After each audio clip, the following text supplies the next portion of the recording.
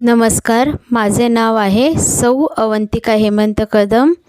माझी शाळा आहे कुमुद विद्या मंदिर. यशवंतराव चव्हाण महाराष्ट्र मुक्त विद्यापीठ नाशिक अंतर्गत शालेय व्यवस्थापन पदविका P10 म्हणजेच डिप्लोमा इन एज्युकेशन हा अभ्यासक्रम आहे. त्यातील 114 म्हणजेच 114 कार्यालयीन व्यवस्थापन या विषयाची माहिती पाहूया. सेवा पुस्तके, त्यातील शासकीय तरतूद. शिक्षक व मुख्याध्यापक यांच्या सेवेची नोंद त्याच्या सेवा पुस्तकात असते. सेवेच्या नोंदी त्यामध्ये होत असतात. शिक्षकांच्या बाबतीत मुख्याध्यापकाने सेवा पुस्तक भरून ठेवायचे असते. मुख्याध्यापकाच्या बाबतीत या कार्यालयाचा प्रमुख म्हणून मुख्याध्यापकांनीच आपले सेवा पुस्तक भरून ठेवायचे असते व शिक्षकेतर कर्मचारी यांच्या बाबतीतही मुख्याध्यापकांनी सेवा पुस्तक भरून ठेवायचे असते. 2. सेवा पुस्तक ठेवण्याबाबतचे आदेश. शासनाने 1 एप्रिल 1966 पासून अनुदान घेणाऱ्या माध्यमिक शाळांतील शिक्षक व शिक्षकेतर सेवकांना शासकीय कर्मचाऱ्यांप्रमाणे सेवानिवृत्त योजना लागू केलेली आहे. वेळोवेळी सुधारित आवृत्तीसह प्रसिद्ध होणाऱ्या माध्यमिक शाळा संहितेतील नमुन्याप्रमाणे प्रत्येक शाळा प्रमुखाने आपल्या शाळेतील शिक्षक व शिक्षकेतर कर्मचारी यांच्या सेवा पुस्तके पूर्णपणे सर्व नोंदी करून ठेवावीत, असा आदेश शिक्षण संचालनालय परिपत्रक क्रमांक S67C58 जावक क्रमांक दिनांक 23 मार्च 1968 अन्वये दिला आहे. शासकीय सेवकांचे ज्या नमुन्यात सेवा पुस्तक ठेवले जाते त्याच नमुन्यात अशासकीय माध्यमिक शाळांमधील शिक्षक व शिक्षकेतर सेवकांची सेवा पुस्तके 2 प्रतीत ठेवावीत.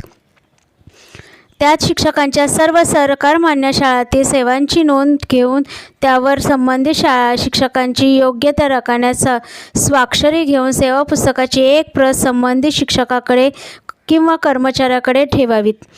शाळेतील सेवा पुस्तकात वेळोवेळी केल्या जाणाऱ्या नोंदी शिक्षक व शिक्षकेतर कर्मचारी यांच्यापाशी असलेल्या प्रतीतही संबंधितांकडून ते सेवा पुस्तक मागवून घेऊन शाळेने कराव्यात व पुस्तक पुन्हा त्या शिक्षकाकडे किंवा शिक्षकेतर कर्मचाऱ्यांकडे त्याची पोच घेऊन त्यांना ते द्यावे. एखाद्या शिक्षकाने अगर कर्मचाऱ्याने काही कारणास्तव शाळा सोडली तर त्यास शाळेने फक्त विमुक्तीपत्र म्हणजे डिस्चार्ज सर्टिफिकेट द्यावे. तसेच शिक्षकाच्या सेवा पुस्तकाची दुसरी प्रत शाळा सोडताना संबंधित शाळेने सर्व नोंदी पूर्ण करून त्यावर सील करून ते सेवा पुस्तक त्या शिक्षकाच्या ताब्यात द्यावे व मूळ सेवा पुस्तक शाळेकडेच ठेवावे. शाळा सोडणाऱ्या शिक्षकाने मग अगर कर्मचाऱ्याने दुसऱ्या शाळेत नोकरी धरली तर त्या शाळेने पूर्वीच्या शाळेकडून संबंधित शिक्षकाचे अगर शिक्षकेतर कर्मचाऱ्याचे सेवा पुस्तक मागवून घेऊन ते पुढे सुरू करावे. तसेच संबंधित शिक्षकाने मूळ सेवा पुस्तक नवीन शाळेत पाठविण्यासंबंधित जुन्या शाळेशी पत्रव्यवहार करावा व तोपर्यंत सेवा पुस्तकाची दुसरी प्रत सेवा विमुक्ती पत्राबरोबर म्हणजे डिस्चार्ज सर्टिफिकेट बरोबर नवीन शाळेत हजर करावी.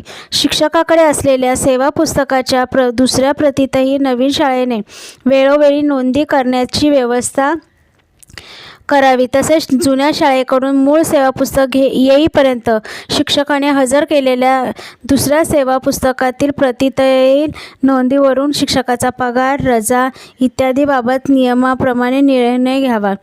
सेवा पुस्तक भरत असताना घ्यावयाची काळजी. 1. प्रत्येक पुस्तकाच्या 2 प्रती ठेवाव्यात. 2. सेवा पुस्तकातील नोंदी वेळच्या वेळी व अचूक कराव्यात. 3.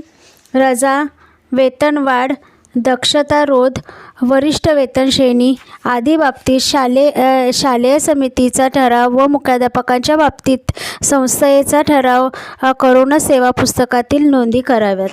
4. सेवा पुस्तकामध्ये नोंदी केल्यानंतर संबंधित शिक्षक व शिक्षकेतर कर्मचारी यांना दाखवून त्याची स्वाक्षरी घेण्यात यावी. 5. दुसरी प्रत पोच घेऊन शिक्षक व शिक्षकेतर कर्मचारी यांच्याजवळ द्यावी. 6. सेवा पुस्तकातील सर्व नोंदी सुस्पष्ट असाव्यात व त्या नोंदीखाली शिक्षक, मुख्याध्यापक, वेतन निश्चितीच्या बाबतीत वरिष्ठ लेखापाल यांची स्वाक्षरी असावी व मुख्याध्यापक यांच्या बाबतीत संस्थेच्या अध्यक्षांच्या सह्या असाव्यात. 7. सेवा पुस्तकातील नोंदी ज्या कागदांवरून करावयाच्या ती कागदपत्रे पुरावे म्हणून जोडावीत. 8. सेवा पुस्तक हा महत्त्वाचा अभिलेख असल्यामुळे ते सुरक्षित ठिकाणी कपाटात ठेवावे. पुढील मुद्दा, सेवा पुस्तकातील नोंदी करण्याबाबत मार्गदर्शक सूचना. सेवा पुस्तकातील नोंदी करण्याबाबतच्या मार्गदर्शक सूचना वेळोवेळी शिक्षण खात्याकडून परिपत्रकाद्वारे मिळत असतात. शालेय वार्षिक तपासणी, वरिष्ठ लेखा परीक्षण, जिल्हा परिषद शिक्षण खाते म्हणजेच माध्यमिक यांच्यामार्फत होणारे लेखा परीक्षण जेव्हा होते त्यावेळी मुख्याध्यापक, शिक्षक व शिक्षकेतर कर्मचारी यांच्या सेवा पुस्तकातील नोंदी पाहून संबंधित अधिकाऱ्यांनी मार्गदर्शक सूचना करीत असतात. अशा वेळी आपणास जे माहीत नाही परंतु विचारणे आवश्यक आहे असे वाटते त्या शंका संबंधित अधिकाऱ्यांना विचारून त्यांचे निरसन करून घ्यावे. त्यामध्ये कमीपणा वाटण्याचे कारण नाही. तपशीलवार सूचना. 1. पृष्ठ क्रमांक 1, रकाना 1, नाव. या रकान्यात कर्मचाऱ्याचे पूर्ण नाव, संपूर्ण नाव लिहिणे आवश्यक आहे. तसेच त्याच्या शाळा सोडल्याच्या दाखल्याप्रमाणे किंवा माध्यमिक शालांत परीक्षेच्या प्रमाणपत्राप्रमाणे लिहिणे आवश्यक आहे. जर नावात किंवा आडनावात बदल करून हवा असेल तर कर्मचाऱ्याने त्याकरिता शिक्षण संचालनालयाच्या परिपत्रक क्रमांक माशा 1570/27124 क्रमांक दिनांक 6 ऑगस्ट 1975 अन्वये त्यांच्या नियुक्तीच्या तारखेपासून 2 वर्षाच्या आत शिक्षणाधिकारी यांच्यामार्फत विभागीय उपसंचालकांचा आदेश मिळवणे आवश्यक आहे. विभागीय शिक्षण उपसंचालकांचा आदेश मिळाल्यानंतर तांबड्या शाईने त्याच्या आदेशाचा क्रमांक व दिनांक नोंदवून त्याप्रमाणे दुरुस्ती करावी. दुसरा रकाना आहे किंवा दुसरा उपमुद्दा, जात व उपजात. या रकान्यात जे कर्मचारी मागासवर्गीय आहेत म्हणजे अनुसूचित जाती, अनुसूचित जमाती, विमुक्त भटक्या जमाती व इतर मागासवर्गीय यांच्या बाबतीत योग्य ती माहिती त्याच्या शाळा सोडल्याच्या दाखल्यातील नोंदीवरून ठेवावी. शाळा सोडल्याच्या दाखल्यात जर ही माहिती नमूद केलेली नसेल तर तहसीलदार वगैरे प्रमाणपत्रानुसार हा रकाना भरता येईल किंवा काय याबाबत शासनास प्रस्ताव पाठवून माहिती करून घ्यावी. शिक्षण खाते, माध्यमिक विभागीय शिक्षण उपसंचालक, शिक्षण संचालक यांकडून. तिसरा मुद्दा, राहण्याचे ठिकाण. या ठिकाणी मूळ पत्ता लिहावा. पत्ता मूळ ठिकाणाचा सविस्तर लिहिणे आवश्यक आहे. 4. वडिलांचे नाव व राहण्याचे ठिकाण. सेवकाच्या पित्याचे संपूर्ण नाव व संपूर्ण पत्ता लिहावा. 5. जन्मतारीख. जन्म झाल्याच्या तारखेचा निश्चय करून जितकी ती बरोबर लिहिता येईल तितकी ती ख्रिस्ती सणाप्रमाणे लिहावी. जन्मतारखेची नोंद शाळा सोडल्याच्या दाखला किंवा माध्यमिक शालांत परीक्षा प्रमाणपत्र यावरून नोंदवायची असते. त्यात कोणतीही खाडाखोड करू नये. प्रथम केलेल्या नोंदीत विशिष्ट कारणाकरिता बदल करून हवा असेल तर नियुक्तीच्या तारखेपासून 2 वर्षाच्या आत माध्यमिक शाळा संहितेतील जोडपत्र 53 अन्वये शिक्षण उपसंचालक यांची परवानगी घेणे आवश्यक आहे. अशी परवानगी मिळाल्यानंतर तांबड्या शाईने उपसंचालकांच्या आदेश क्रमांक व दिनांक नोंदवून दुरुस्ती करावी. याबाबत संशयास वाव राहू नये म्हणून ज्या प्रमाणपत्राच्या आधारे जन्मतारखेची नोंद केली आहे, उदाहरणार्थ शाळा सोडल्याचा दाखला, माध्यमिक शालांत परीक्षा प्रमाणपत्र इत्यादी, तीही नोंद या रकान्यामध्ये करणे आवश्यक आहे. 6वा मुद्दा, नियुक्तीनंतरच्या वैद्यकीय तपासणीची तारीख व तपासणीचा निर्णय. महाराष्ट्र राज्य खाजगी शाळा कर्मचारी सेवा शर्ती नियम 1981 मधील नियम क्रमांक 9(6) अन्वये नियुक्तीच्या तारखेपासून 3 महिन्याच्या आत प्रत्येक सेवकाने वैद्यकीय तपासणी करून घेणे व संबंधित वैद्यकीय अधिकाऱ्याचे प्रमाणपत्र देणे आवश्यक आहे. अशी तपासणी झाल्याचा दिनांक व वैद्यकीय प्राधिकाराच्या संबंधित कर्मचारी संबंधित पदाकरिता योग्य ठरविण्याचा उल्लेख या रकान्यात करावा. मूळ वैद्यकीय दाखला सेवा पुस्तकात जोडावा. 7. उंची. प्रत्यक्ष मोजमाप घेऊन उंची सेंटीमीटरमध्ये नमूद करावी. 8. अंगावरील खुणा याबाबतच्या कर्मचाऱ्यांनी नमूद केलेल्या खुणांची खात्री करून त्या रकान्यात नोंदवावेत. 9. शैक्षणिक अर्हता शैक्षणिक प्रमाणपत्राची पाहणी करून SSC परीक्षेच्या पासून पुढील सर्व परीक्षा प्रशिक्षण पदव्या पदविका याबाबतच्या नोंदी कोणत्या वर्षी किंवा महिन्यात व तारखेस परीक्षा उत्तीर्ण केली, कोणता वर्ग मिळाला, कोणत्या विद्यापीठाची किंवा संस्थेची परीक्षा आहे याबाबतची नोंद करावी. ज्या परीक्षा विद्यापीठीय पदव्या किंवा पदविका यांच्या समकक्ष असतील त्यांची नोंद करताना कोणत्या परीक्षेची समकक्ष आहे व कोणत्या शासन निर्णयानुसार याचा उल्लेख करावा. सेवेत लागल्यानंतर शैक्षणिक अर्हता वाढल्यास त्या बाबतीतही नोंदीही वरीलप्रमाणेच नमूद कराव्यात व प्रत्येक नवी नोंद मुख्याध्यापकांनी प्रमाणपत्र पाहून प्रमाणित करावी. 10. कर्मचाऱ्याची सही सेवा पुस्तकाचे सदर पान भरल्यानंतर त्यावर संबंधित कर्मचाऱ्याला त्याची सही करण्यास व तारीख घालण्यास सांगावी. 11. मुख्याध्यापकांची सही, मुख्य कार्यकारी अधिकारी किंवा अध्यक्ष यांची सही व तारीख. मुख्याध्यापकांव्यतिरिक्त अन्य कर्मचाऱ्यांचे बाबतीत या रकान्यात मुख्याध्यापकांनी सही करून तारीख टाकावी. मुख्याध्यापकांचे सेवा पुस्तक नव्याने सुरू करावयाचे असल्यास मुख्य कार्यकारी अधिकारी किंवा संस्थेचे अध्यक्ष यांनी सही करून तारीख टाकावी. 12. वरील रकाना 10 व 11 व्यतिरिक्त अन्य नोंदी दर 5 वर्षांनी त्या बरोबर असल्याबद्दल खात्री करून घ्यावी किंवा त्या अद्ययावत आणाव्यात व त्याबाबत त्या दुरुस्तीबाबत संबंधित प्राधिकाऱ्याकडे रकाना 11 मधील सही करून टाकावी. तसेच नोंदी अद्ययावत आणण्याबाबतचे प्रमाणपत्रही या पृष्ठावर वेळोवेळी नोंदवावे. पहिल्या पृष्ठाच्या पाठीमागे फक्त अशिक्षित कर्मचाऱ्यांच्या बाबतीत कर्मचाऱ्याच्या डाव्या हाताच्या अंगठ्याचे व बोटांचे ठसे उमटवून घ्यावेत. आता मुख्याध्यापक, शिक्षक व शिक्षकेतर कर्मचारी यांच्या बाबतीतही डाव्या हाताच्या अंगठ्याचे व बोटांचे ठसे उमटवून घ्यावेत. 13. सेवा पुस्तकातील नोंदी सेवा पुस्तकातील नोंदी करताना सुरुवातीस भविष्य निर्वाह निधीचा क्रमांक तांबड्या शाईत नोंदवावा. तर जर सेवा पुस्तक भरतेवेळी भविष्य निर्वाह निधीची वर्गणी देण्यास सुरुवात केलेली नसेल तर त्यावेळी ही जागा मोकळी सोडावी व भविष्य निर्वाह निधी सुरू केल्यानंतर हा क्रमांक टाकावा. त्याप्रमाणे बदली झाल्यास किंवा शाळा बदलल्यास त्या जिल्ह्याने दिलेला क्रमांक वेळोवेळी घालावा. सेवा पुस्तकातील प्रत्येक पृष्ठावर रकान्यात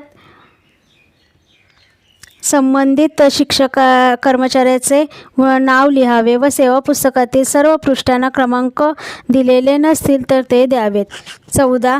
पान क्रमांक 4 रकाना नंबर 1 नियुक्ती पदनाम कोणत्या पदावर नेमणूक केलेली आहे, उदाहरणार्थ मुख्याध्यापक, शिक्षक, लिपिक, प्रयोगशाळा सहाय्यक, ग्रंथपाल ते नोंदवावे. तसेच त्या पदाची वेतन श्रेणी जी असेल ती नमूद करावी, उदाहरणार्थ शिक्षक, कनिष्ठ लिपिक, वरिष्ठ लिपिक वगैरे. 15. रकाना नंबर 2 नियुक्ती कायम किंवा स्थानापन्न किंवा स्थायी किंवा अस्थायी वगैरे. कायम रिक्त पदावर नियुक्ती झालेली असल्यास तर ती प्रथमतः 2 वर्षे किंवा त्यापेक्षा कमी कालावधीची परिवीक्षा कालावधीवर करावी. तेव्हा जर परिवीक्षा कालावधीवर नियुक्ती झालेली असेल तर परिवीक्षा कालावधीवर स्थानापन्न म्हणजे ऑफिशिएटिंग ऑन प्रोबेशनल असा उल्लेख करावा. परिवीक्षा कालावधी पूर्ण होईपर्यंत याचप्रमाणे उल्लेख करावा. परिवीक्षा कालावधी पूर्ण झाल्यानंतर संबंधित कर्मचारी कायम होणार असल्यामुळे त्या तारखेपासून कायम म्हणजे परमनंट असा उल्लेख करावा. रकाना नंबर 3 पदोन्नती विशिष्ट कालावधीकरिता उच्च पदावर पदोन्नती दिली असेल तरच हा रकाना भरण्याची आवश्यकता प्रश्न येईल. उदाहरणार्थ एखादा मुख्याध्यापक 1 वर्षाच्या रजेवर असल्यामुळे त्याची जागा शिक्षकास पदोन्नती दिली असेल तर ते पहिल्या रकान्यात तो मुख्याध्यापक म्हणून दाखविला जाईल, दुसऱ्या रकान्यात त्याची नियुक्ती अस्थायी अशी दाखविली जाईल व तिसऱ्या रकान्यात तो कायम शिक्षक परमनंट टीचर असा उल्लेख करावा लागेल. 17. रकाना क्रमांक 4, 5, 6 वेतन. रकाना क्रमांक 1 मधील जी नियुक्ती असेल ती जर कायम असेल तर या ठिकाणी या व्यक्तीचा मूळ पगार दाखविला जाईल, अन्यथा हा रकाना रिक्त राहील व त्याचा पगार रकाना क्रमांक 5 मध्ये दाखविला जाईल. तसेच वर रकाना 3 समोर नमूद केलेल्या प्रमाणात मूळ कायम पदावरील वेतन रकाना 4 मध्ये दाखवले जाईल व रकाना 5 मध्ये अस्थायी पदावरील वेतन दाखवले जाईल. रकाना 6 मध्ये पर्यवेक्षक उच्च पदभत्ता धारण करण्याबाबत मिळणारे विशेष वेतन अशा प्रकारची नोंद करता येईल. 18. रकाना नंबर 7, 8, 9, 10 व 11 नियुक्तीची तारीख. रकाना नंबर 1 ते 6 मधील नोंदीत कोणताही फरक झाल्यास रकाना 7 मधील तारीख बदलणे आवश्यक आहे. उदाहरणार्थ पहिली नियुक्ती झाल्यानंतर त्या तारखेस नियुक्ती झालेली असेल ती तारीख या रकान्यात नोंदविता येईल. वेतनवाढ मिळाल्यास, कायम झाल्यानंतर उच्च पदावर नियुक्ती झाल्यास किंवा उच्च पदाचा अतिरिक्त कार्यभार धारण केल्यास, पर्यवेक्षक पदावर नियुक्ती झालेल्यास, अशा प्रकारे कोणत्याही कारणामुळे रकाना 1 ते 6 मध्ये बदल झाल्यास, अशा वेळी या बदलाच्या तारखेच्या अगोदरची तारीख रकाना 10 मध्ये येईल व बदलाचे कारण रकाना 11 मध्ये दाखविले जाईल. बदलांच्या तारखेच्या रकाना 1 पासून पुन्हा नव्या नोंदी सुरू होतील. सेवा पुस्तकातील रकाना क्रमांक 1 ते 7 पर्यंतच्या नोंदी झाल्याबरोबर रकाना 8 व 9 मध्ये या कर्मचाऱ्याची व मुख्याध्यापकाची व मुख्य कार्यकारी अधिकारी यांची सही घेणे आवश्यक आहे. तसेच रकाना 10 व 11 मध्ये नोंदी भरल्यानंतर रकाना 12 मध्ये फक्त मुख्याध्यापक, मुख्य कार्यकारी अधिकारी यांची सही घेणे आवश्यक आहे.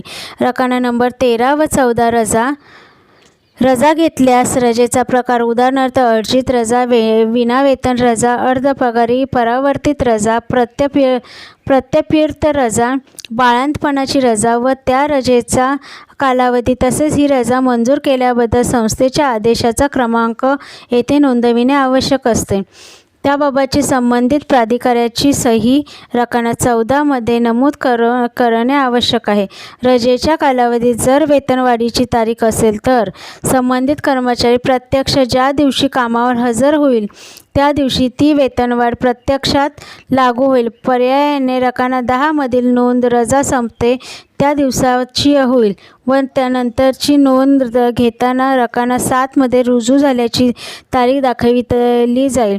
मात्र विनावेतन रजेचा कालावधी वेतनवाढीकरिता धरला जात नसल्यामुळे ज्या दिवशी प्रत्यक्ष वेतनवाढ अनुज्ञेय असेल त्याच्या आधीचा दिवस पहिल्या नोंदीत रकाना 10 मध्ये व प्रत्यक्ष वेतनवाढीची तारीख नंतरच्या नोंदीत रकाना 7 मध्ये नोंदविली किंवा दाखविली जाईल.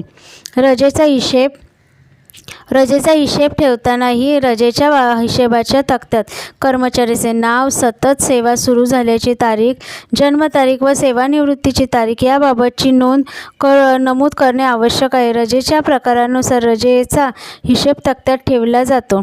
उदाहरणार्थ अर्जित रजा, अर्धपगारी रजा वगैरे.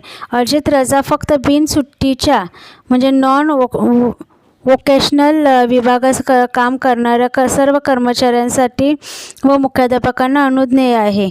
महाराष्ट्र शाळा कर्मचारी सेवा शर्ती नियमावली 1981 अंमलात येण्यापूर्वी बिनसुट्टीच्या विभागातील कर्मचाऱ्यांना सेवेच्या पूर्ण वर्षाकरिता 30 दिवस याप्रमाणे अर्जित रजा अनुज्ञेय होती. मात्र वरील नियम अंमलात आल्यापासून म्हणजे 15 जुलै 1981 पासून प्रत्यक्ष सेवेत 1/11 अर्जित रजा अनुज्ञेय आहे. त्यामुळे 15/7/1981 पूर्वी लागलेल्या कर्मचाऱ्यांच्या बाबतीत अर्जित रजेचा हिशोब 14 जुलै 1981 पर्यंत व 15 जुलै 1981 पासून पुढे असा वेगवेगळ्या पद्धतीने करावा लागेल याची नोंद घ्यावी. अर्जित रजेबाबतचा रकाना क्रमांक 1 व 2 मध्ये जो कालावधी घ्यावयाचा आहे तो 15 जुलै 1981 पासून पुढे उपभोगलेली किरकोळ रजेच्या व्यतिरिक्त सर्व प्रकारची रजा वगळून नमूद करावयाची आहे. उदाहरणार्थ 1 जून 1978 पासून सेवेत असलेल्या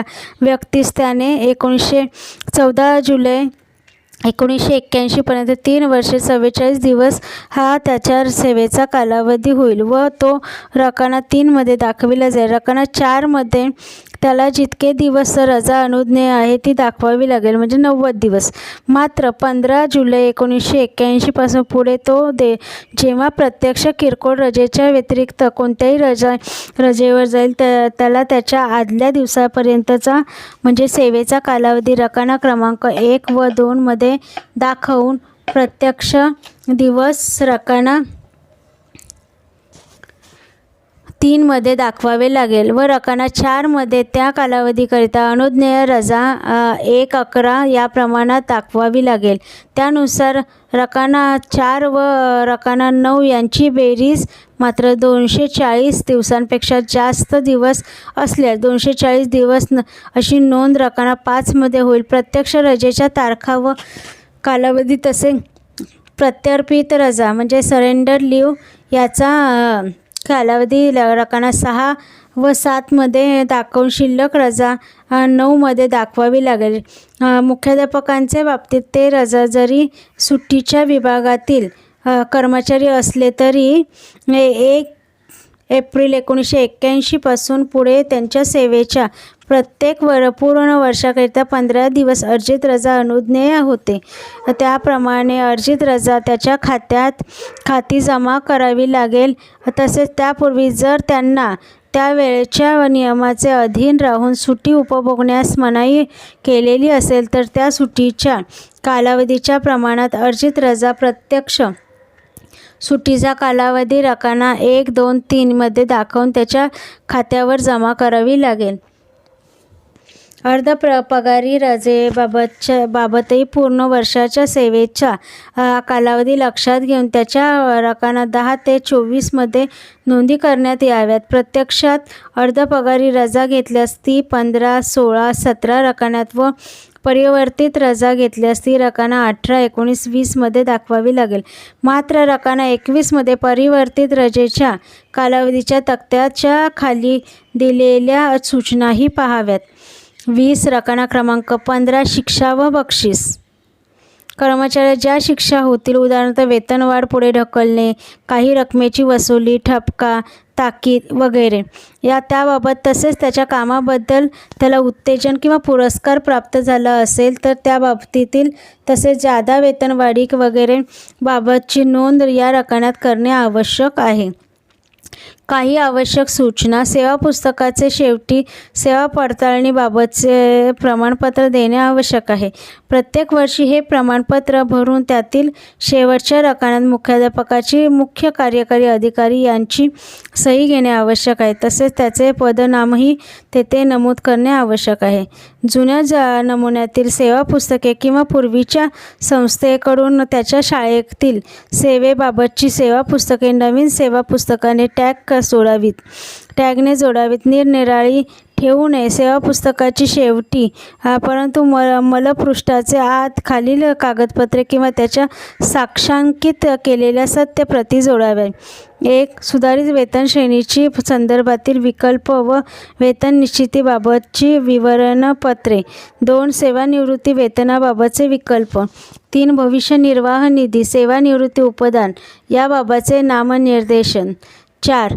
इतर अशाच प्रकारचे विकल्प. कर्मचाऱ्याने एखाद्या संस्थेच्या शाळेतील सेवेचा राजीनामा दिल्यानंतर त्या संस्थेने त्याची सेवा समाप्त केल्यानंतर त्याने दुसऱ्या संस्थेच्या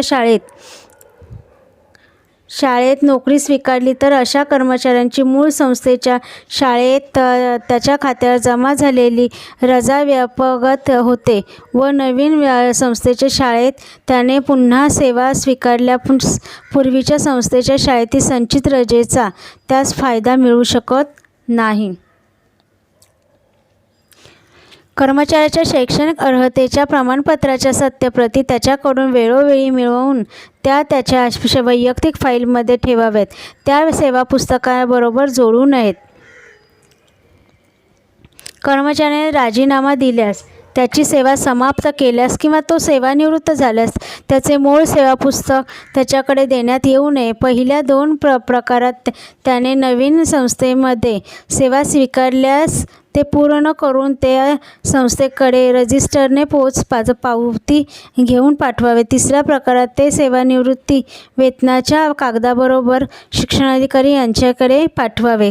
सेवा पुस्तकाची दुसरी प्रत कर्मचाऱ्याकडे राहीलच, मात्र वेळोवेळी त्याच्याकडून मागवून घेऊन ते अद्ययावत ठेवणे महत्त्वाचे आवश्यक आहे. धन्यवाद.